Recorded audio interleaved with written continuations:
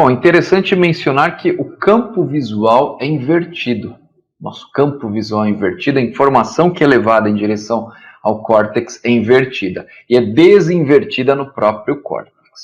Vejam que a parte periférica do nosso campo visual não tem o mesmo foco da região central, que é a região de maior acuidade, relacionada justamente com a região da mácula. Nesta região da mácula há uma maior densidade de receptores, por isso que o foco é maior. Diferente do disco do nervo óptico aqui, que representa o ponto cego da retina. Não há receptores, há somente a passagem das fibras ganglionares para integrar o nervo óptico, nosso segundo par de nervo craniano. Muito bem. Para a gente entender como funciona a via visual ou via óptica, eu preciso ter uma ideia do campo visual. Nosso campo visual é parcialmente cruzado em relação à retina. Então reparem que cada nervo óptico carrega fibras de duas metades da retina. Vamos chamar aqui a metade lateral da retina de retina temporal e a metade medial de retina nasal. Então, cada nervo óptico contém fibras da retina nasal e da retina temporal. A retina temporal é responsável pela captação da informação visual do campo nasal ipsilateral, enquanto que a retina nasal é responsável pela captação do campo visual temporal ipsilateral. O mesmo se apresenta aqui, se aplica aqui. Ó. Retina temporal capta informação do campo visual nasal. Retina nasal, campo visual temporal. Muito bem. Mencionei que o nervo óptico projeta-se inicialmente para o hipotálamo, para formar uma estrutura hipotalâmica denominada quiasma óptico.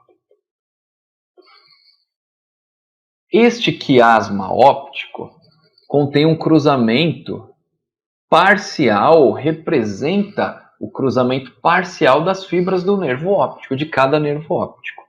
Quais fibras? As fibras originadas na retina nasal. Isso é importante. Ou seja, aquelas fibras responsáveis pela captação do campo visual temporal. Essas, sim, são cruzadas. E após o cruzamento, essas fibras vão integrar o trato óptico, juntamente com as fibras da retina temporal ipsilaterais, que não se cruzam. Então, vamos apagar aqui para ficar um pouquinho mais claro. Então, reparem aqui, neste lado aqui, em rosa, retina temporal. Vejam que ela não cruza. Ela não decursa.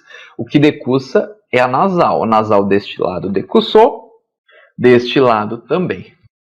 Então, quiasma óptico representa o cruzamento da parte nasal da retina, dos dois lados.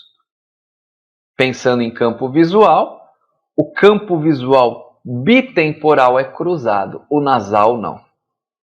Vejam que é um ponto de cruzamento entre os campos visuais, que é justamente aquela área de maior acuidade visual, é o chamado campo binocular. É onde os campos visuais, principalmente o nasal, tá? Mas não só o nasal, se interconectam. É uma sobreposição de campos visuais, que forma a região de maior foco e maior acuidade visual. O trato óptico, que contém fibras nasais, contralaterais e temporais ipsilaterais, se projeta para o diencéfalo. Mais precisamente para o corpo geniculado lateral do metatálamo. Somente para esta região? Não. Parte das fibras projetam diretamente para o córtex, para os núcleos tetais e pré-tectais, para o núcleo supraquiasmático no hipotálamo, sem decussar no quiasma, mas maior parte das fibras se dirigem aqui para o corpo geniculado lateral, uma importante estação neuronal, fazem sinapse e após a sinapse se projetam para o córtex visual, através das radiações ópticas, constituídas por fibras geniculocalcarinas, do corpo geniculado lateral para as proximidades do sulco calcarino. Então, a percepção visual acontece aqui, ó, quando a informação chega no córtex. Reparem que os campos temporais se projetam no córtex contralateral, enquanto que os campos nasais no córtex ipsilateral. Isso é extremamente importante na clínica, para a gente entender alguns sinais característicos de lesões de via óptica. Então, eu não vou explicar todos aqui, tá? Porque isso envolve via óptica, vocês vão ter que ter uma aula de via óptica, mas os principais, como aqui, por exemplo, uma lesão de nervo óptico, causará cegueira ipsilateral, vou chamar aqui de 1, por 1 aqui. Cegueira completa ipsilateralmente. Se a lesão for no quiasma óptico, haverá comprometimento daquelas fibras que decussam, ou seja, as fibras das duas retinas nasais, responsáveis pela captação visual dos campos temporais. Vamos chamar aqui de 2. A clínica deste indivíduo é uma perda de campo visual bitemporal. Quadro denominado hemianopsia heterônima bitemporal. Hemianopsia é uma perda de campo visual. Heterônima, porque envolve diferentes lados, diferentes metades, bitemporal. Diferente de uma lesão de trato óptico, que é similar à lesão também completa do corpo geniculado, uma lesão completa de córtex ou completa de radiações ópticas. Vamos chamar esses exemplos de 3 aqui. Vejam o que acontece no 3. Há uma perda do campo visual contralateral à lesão, ou seja, uma perda do campo nasal ipsilateral e temporal contralateral. Porque vejam só, o trato óptico contém fibras da retina temporal ipsilateral e fibras da retina nasal contralaterais que decussam no quiasma. Por isso, há uma perda de campo visual nasal ipsilateral e temporal contralateral, chamada de hemianopsia homônima, nesse caso aqui à direita, é sempre contralateral. Hemianopsia homônima à direita. Se a lesão for parcial, vamos supor que ocorra uma lesão parcial do trato óptico, do quiasma óptico ou das radiações, haverá uma clínica de quadrantoanopsia. Quadrantoanopsia homônima. Contralateral também a lesão.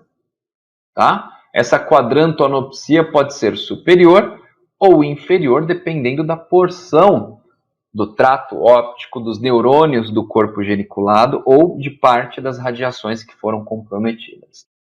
A lesão já no córtex, é tema para uma outra aula, pode causar uma perda de campo visual somente periférica ou somente central, daquele campo binocular. Isso vai depender do local da lesão.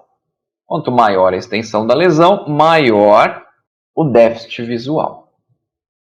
Então vejam aqui um exemplo de déficit visual. O que temos aqui? O que a gente observa aqui? Uma perda visual do campo nasal esquerdo e do campo temporal direito. Esta lesão certamente ocorreu no trato óptico, no corpo geniculado lateral ou nas radiações ópticas por completo. causando um quadro de hemianopsia homônima à direita. É o mesmo exemplo aqui do 3. É diferente daquela visão em tubo, que é característica de lesão de quiasma óptico, que é hemianopsia heterônima bitemporal, aquela visão em tubo, aquela perda completa de visão periférica. Uma associação aqui à mitologia interessante, usando a hemianopsia heterônima bitemporal como ponto central. Vejam só, uma visão em tubo de um paciente com hemianopsia heterônima bitemporal. A gente consegue atribuir isso à história de Davi e Golias. Davi venceu Golias porque ele era mais forte? Não. Porque ele percebeu que Golias tinha um problema. Ele tinha um problema de perda de campo visual periférico. Por quê? Muito provavelmente, se a gente for fazer uma associação clínica e tentar explicar isso, gigantes não existem. Ou será que existem? Existem pessoas mais altas do que o normal. Pessoas portadoras de gigantismo. Isso normalmente está associado a um problema hipofisário. Uma hipertrofia de hipófise, de adenohipófise, que causa um aumento excessivo da liberação de GH, de hormônio de crescimento. A hipófise não tem para onde expandir. Vejam que ela está aqui na célula turca do esfenoide, está aprisionada na célula turca pelo diafragma da célula. A única possibilidade de expansão é superior. A partir do momento que ela se projeta superiormente, ela comprime o quiasma óptico. Compressões de quiasma causam um quadro de hemianopsia heterônima bitemporal. Então, Golias, portador de gigantismo, em decorrência de uma hipertrofia benigna de hipófise, tem este déficit visual. Davi percebeu isso e atacou Golias pelos flancos. Utilizou o seu déficit visual a seu favor para vencer o gigante.